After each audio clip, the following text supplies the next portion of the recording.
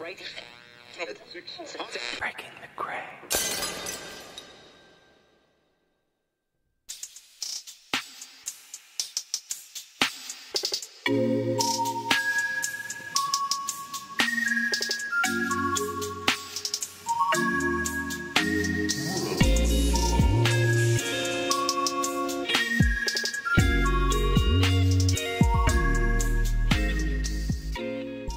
The Rebel Scientist podcast is back.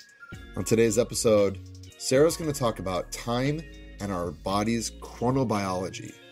Here we go. All right. I love that song. It just gets me ready for my favorite scientist, my favorite person on the planet who always teaches me something new and hopefully will teach all of our listeners something new as well. Sarah Turner, our Rebel Scientist. We're back. I'm so happy to have you back. How are you, Russ? Doing well. You know, we're rolling into the cold months here with the sun out in California, so can't complain. Yeah, I don't feel too sorry for you. It's icy here. Well, we get a little lucky where I live. The sun comes out later in the year, and then it goes away for the rest of the year. So we get 1 month of that, and then we go back to the fog. But today is a great topic, and you know, time and calendar related to our conversation. We're talking about chronobiology and examining sort of the time process and the cyclical nature of our bodies and all of those amazing things related to time. So let's get into it. I'm curious about the topic and really want to understand, why is chronobiology important? Yeah, well, chronobiology, or I suppose we could say circadian biology too, is becoming a fast-growing field of study because there's been a lot of research lately on the effects of timing of certain things. Now, this applies to things that you would normally think about, like shift workers and jet lag and all of those things. But also, as we are in the time of COVID, maybe I should mention it, you know, timing also affects things as diverse as when you get infections or when you should have a vaccination. So it's a very topical subject right now. Yeah, it sure is. And, you know, I remember hearing when sort of COVID hit for the first time, someone saying it'll just go away in the warm months. Is that true? Do the warm months and cold months really have an effect on the body? Well, I think it is a seasonal thing, like, you know, the same way as flu is a seasonal thing. You certainly get a lot more of these respiratory illnesses in the winter. I think I would even go further to say, I do think it is related to particularly sunshine. And there's many reasons for that. And one of the groups that I follow, it's kind of a split off consciousness group, that they're very much into this whole concept of sun exposure and how that affects specifically COVID. But if you think about any kind of illness, I think definitely the amount of sun that you're exposed to is going to have an effect on whether you get the illness and the duration of the illness. So, yes, I would say a big yes. I mean, it didn't go away in the summer as we expected because, you know, it is an infectious illness that's present in the population at a certain level. And I think the trouble is it's a pandemic, you know, and it's always winter somewhere. So we have got this illness that's fairly prevalent, but I think most people are expecting it to be a lot easier in the summer. No, that's right. So, and I did see on Twitter, the Australians openly celebrating at music festivals. They have 48 cases. So the Australians are doing it right. But in the history of this chronobiology, I imagine it started somewhere. When did science realize its importance and the importance of biological rhythms? I think it started off a long time ago in the 1700s. There's, you know, scientists were starting to look at the effects of the sun and the moon on our moods and on our biology. And then after that, there was some of these lovely flower clocks. I don't know if you've ever heard of those. Do you know, I've seen one somewhere and I've been racking my brain trying to work out where it is. But it's the discovery that certain flowers flower at very specific times. So you can have a clock that's basically made of flowers because you know that when a certain flower opens, it's a certain time of day, which is super cool. And those were, kind of in the 1900s, something that were planted and, was something to see. And then I think really with the whole pharmaceutical thing, we kind of forgot a little bit about all this chronobiology because, there were far bigger things, that were there, the discovery of antibiotics and all these amazing things. Now we're back to looking at these kind of nuances in health, and chronobiology is becoming a topic again. And in fact, the Nobel Prize was given in 2017 for research into finding the molecular genetic mechanism for how the body actually identifies the circadian clock. So it's fairly new that we've started to get some information, and like research on this topic is fairly new. So my daughter the other day asked me, she's 9, and she asked me if we had no clocks, would we even, how would you know when to pick me up from school? How would we know it would be winter time or summertime? Because clocks tell us everything. So what you're saying is that our bodies actually have a clock gene. Yes, we do. We have a mechanism within our bodies that enables us to kind of calibrate and know the time of day. You think about an animal doesn't have like a wristwatch on to know what time it is, and yet it knows what time to go to sleep, to go foraging, to do all the things it does. And in mammals, the clock we have is located in the brain, in a part of the brain called the suprachiasmatic nucleus. And the way that we set that clock is usually through the eyes, through light coming into the eyes, and sets off a whole mechanism. It's really interesting, actually, the discovery of this clock gene mechanism, because it really just is a feedback loop where you have production of a certain protein and it keeps producing it till you get to a certain level, like a feedback mechanism, and then it starts again. And it does this every roughly 24 hours. So that's how we get this kind of initial 24-hour cycle in our body. It goes back to one of the core theorems of our podcast, which is balance, right? And that your body needs to balance itself out. It gets to a certain level, and then it clicks back on and kind of goes back down. Yeah. Things like dopamine, things like how does your body regulate? How does your body know when to regulate? Yeah, like you mentioned dopamine, there are a few chemicals and neurotransmitters in the body that are associated with regulating this clock. There's dopamine, there's also melatonin. I think most people maybe have heard of melatonin as the hormone of darkness. It's something that's, you can get in tablet form, and some people take it for jet lag.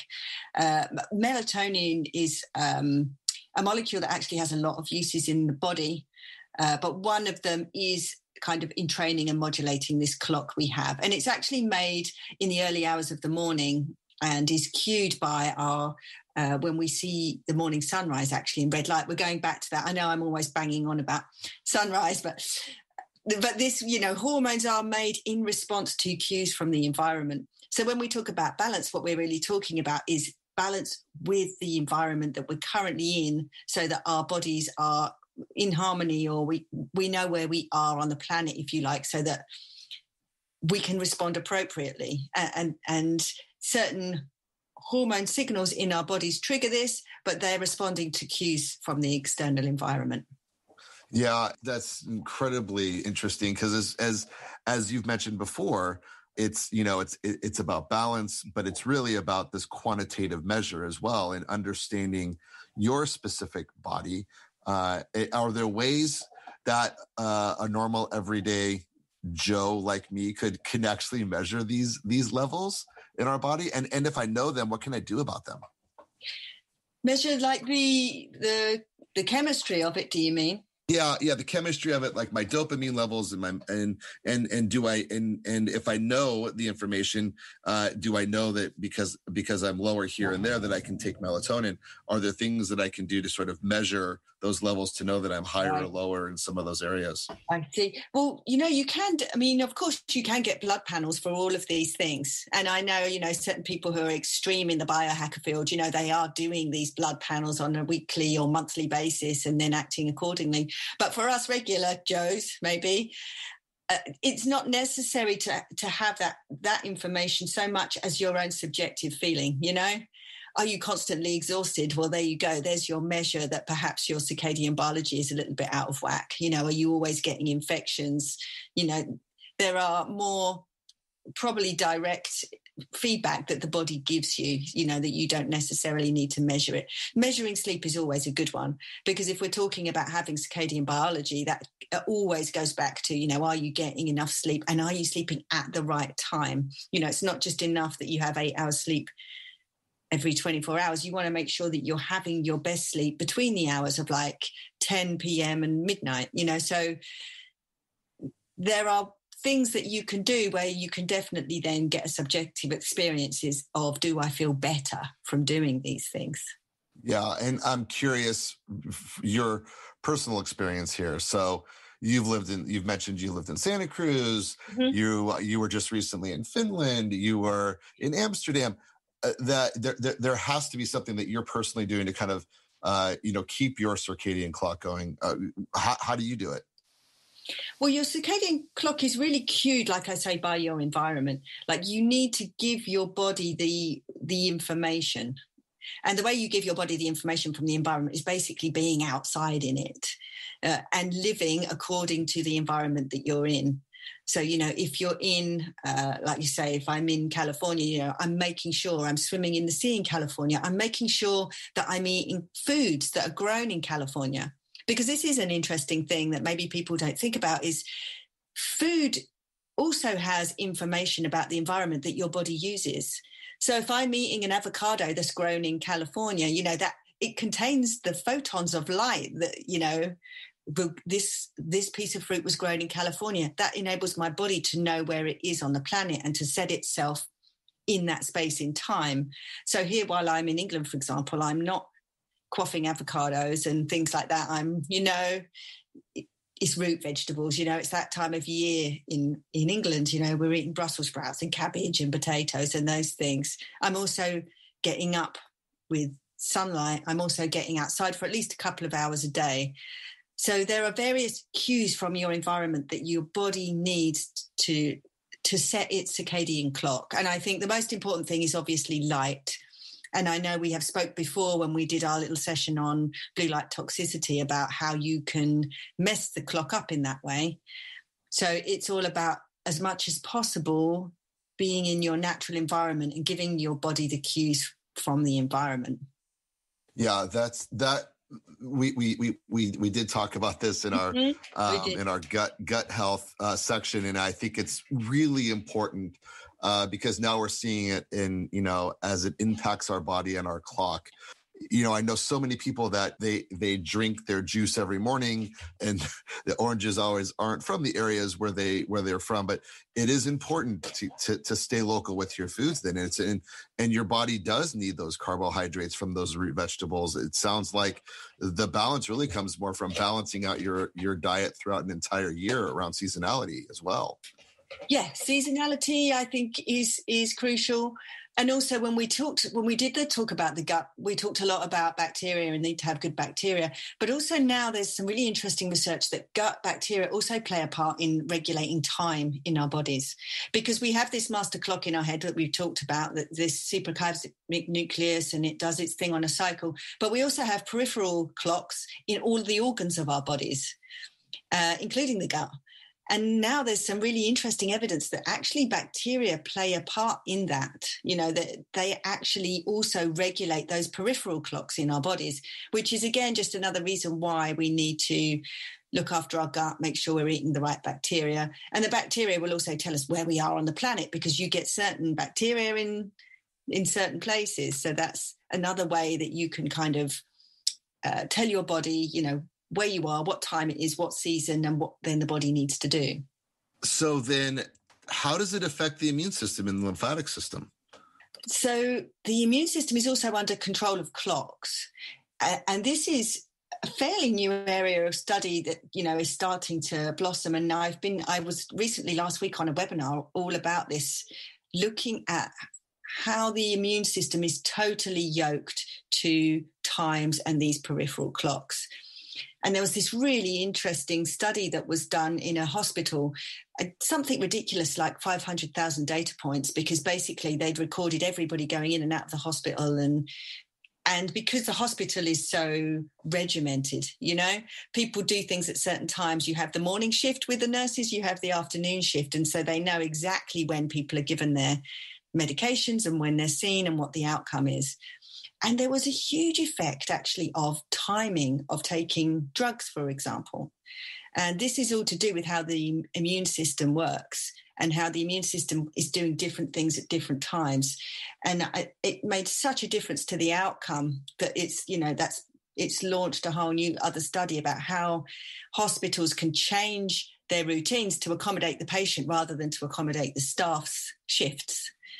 So the immune system is one of the things where you have this huge time factor. Yeah, absolutely. And I was hoping we could play a little game, because I know that one of the things that you and I have talked about is light and light and impacts, but we've also talked about sort of like, when is the best time of day for X? And I think we've talked about this in a lot of our episodes, and I have a couple of questions for you, and I would love to kind of hear what your expert opinion is here. And again, you are our trusted source for this. So I'm hopeful that this leads to people changing the way they at least think about how they approach their day. So for those of us that are thinkers, what is the best time of day really to think and to go through and to kind of get your knowledge going? Well, this comes back to a debate that's often goes on about whether you're a morning bird or a night owl. What is it? A lark or a night owl? That's right. Because some people like to stay up late and some people like to get up early. I don't buy into that too much. I think it is a question of habit, and most people can be morning people with practice. However, people are in routines. So that the time is kind of skewed a little bit depending on what time you're getting up. But I think for most people, if you're in a habit of getting up reasonably early, the time where you can be most focused and concentrate on a cognitive task is usually the early morning. You want to be maybe doing your meditation as soon as you get up, and then any kind of real cognitive task that you've got to do, you want to get to that before about 11 o'clock in the morning. As long as you are getting up reasonably, if you're getting up at 11, well, then of course it's staggered. Well, and then the greatest biohack ever discovered is caffeine. So how does caffeine impact that? Of course, yes. Well, caffeine will upset your circadian clocks, and that's why some people who drink caffeine late at night can't sleep, because it does have an impact on that part of your brain. But there is. It is a drug also. So, you have got a detox from it. But there is a school of thought that, yes, if you take your coffee in the mornings, that's the best way you're going to get the most focus out of it. Yeah. Is there a caffeine that's actually healthier for you, or are all caffeines the same? Well, when I was in California, I was drinking Bulletproof Coffee, of course, which I don't know if you know about Bulletproof. It's coffee with butter and usually medium chain triglycerides, or just coconut to you and me, coconut oil. And it is good. I mean, it is good. And I have done it and been totally buzzing and been able to get a lot done. But I think, you do pay for it at some point, if you're drinking too much coffee. There's always a come down. Well, the good news is that we're going to keep our coffee and tea local, and our butter local as well. Yes, and mold free, because I think that's normally one of the things that's said about coffee. If you're getting like poor quality coffee, you don't want to be drinking molds, because quite often coffee's kept in moldy old bins and things. So I think good quality coffee. I mean, I must admit, I've gone on a caffeine fast where I have not had any coffee or tea or any caffeine or chocolate for 7 weeks. Wow. And initially it was hard and I got those horrible headaches, but now I'm on the other side. I do feel better. So that's good. And I mean, I think that, that there's always a time to, I think, cycle things out of your body and then bring them back. Yeah. I want to keep going on our game. What's the best time to eat? Okay, so this is a saying that I always tell people when I was doing my nutrition consultations is to breakfast like a king, lunch like a prince, and dine like a pauper, which basically means staggering your food to the early part of the day, and then trying to finish your last meal with 4 or 5 hours to spare before bed, and then getting up. So you, if possible, you want to have a good 12 hours fast through the night, at least. Then not only are you kind of getting good nutrition, but you're also doing a little bit of intermittent fasting, which is shown to have real positive benefits. Not everyone can do it. Not everybody. Like, I'm trying to get my sister to eat breakfast. Some people just don't want to do it. But if you can get into that habit, that's a good habit to get to. I did the 16/8 fasting, intermittent fasting, and I've never felt healthier. But by lunchtime I was starving. But I did feel like I gave my body enough time to process everything that I put into it the night before. I enjoyed it. I think I have two more questions here because I know that we've, these are important topics that I think people are asking around their clocks. And I'm sure this is a constant conversation in many relationships, but what is the best time to have sex? Well, that's a tricky question because it seems to be that certainly for men and women that it can be different times. So why nature did that is a bit of a mystery, but for testosterone, it seems to peak late in the evening and then again in early morning. So you have this peak in sex hormone in men around that time. Estrogen, which is the equivalent female sex hormone, that kind of it's low in the morning and then it rises throughout the day, kind of like tailing off the peak at 10 o'clock at night. So it's different depending on gender. Yeah. You have to pick your moment. You have to pick some kind of compromise.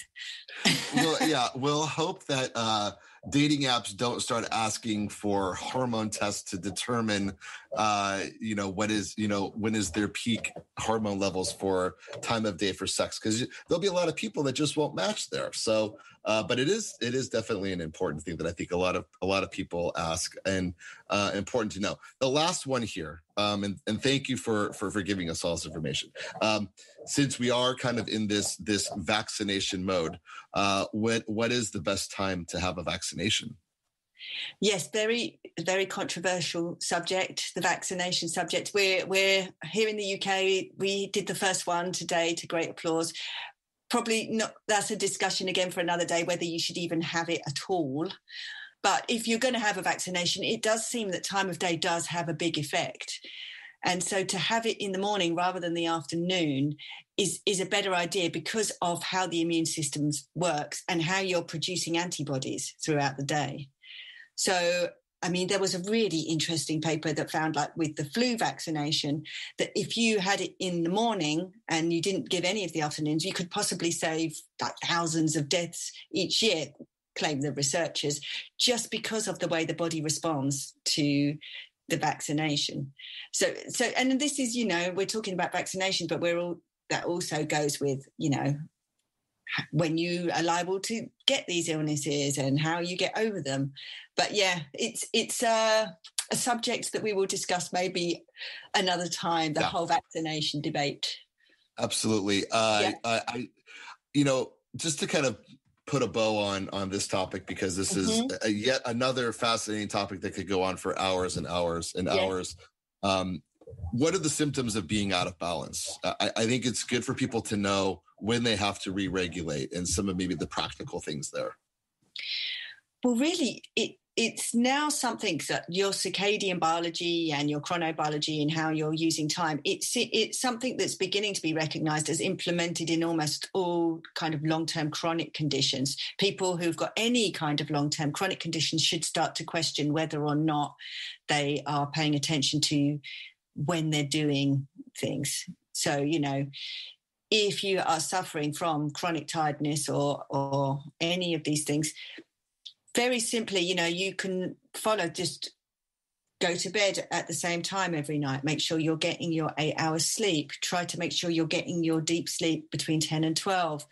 Eat your breakfast as your main meal. Try to make sure you do intermittent fasting by, leaving that gap during the day and setting yourself by the sun. So I think really there's not one thing you can look at and there's not one thing you can test. Of course, you can get your blood panels done and you can look to see where you're going with your melatonin.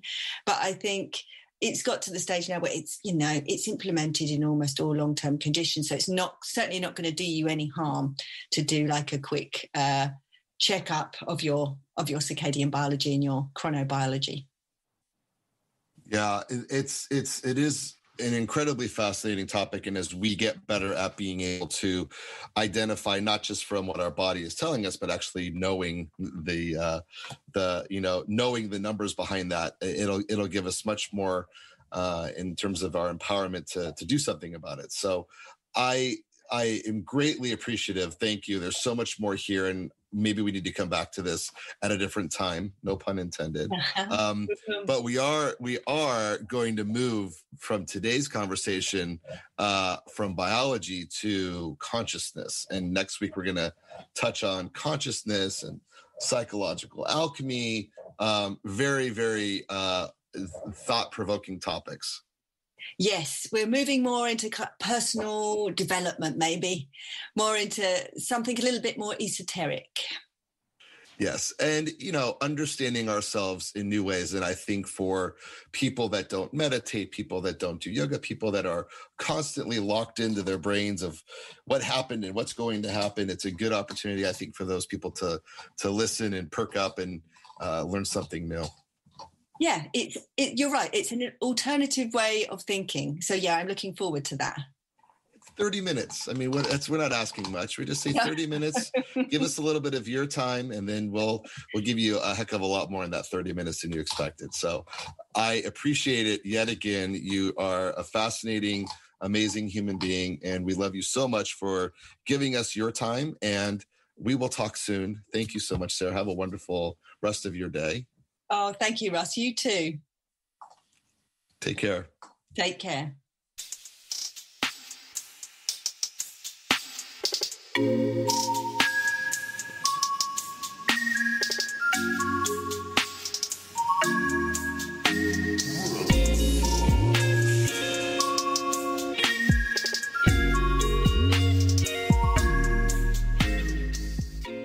The Rebel Scientist Podcast is a Breaking the Gray production. Created by Russ Eisenman and Paul Wood. Hosted by Sarah Turner. Music and sound editing by Logan Shea. For more information and other fantastic podcasts, visit breakingthegray.com.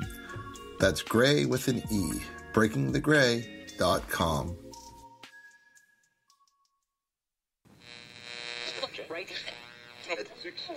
Breaking the gray.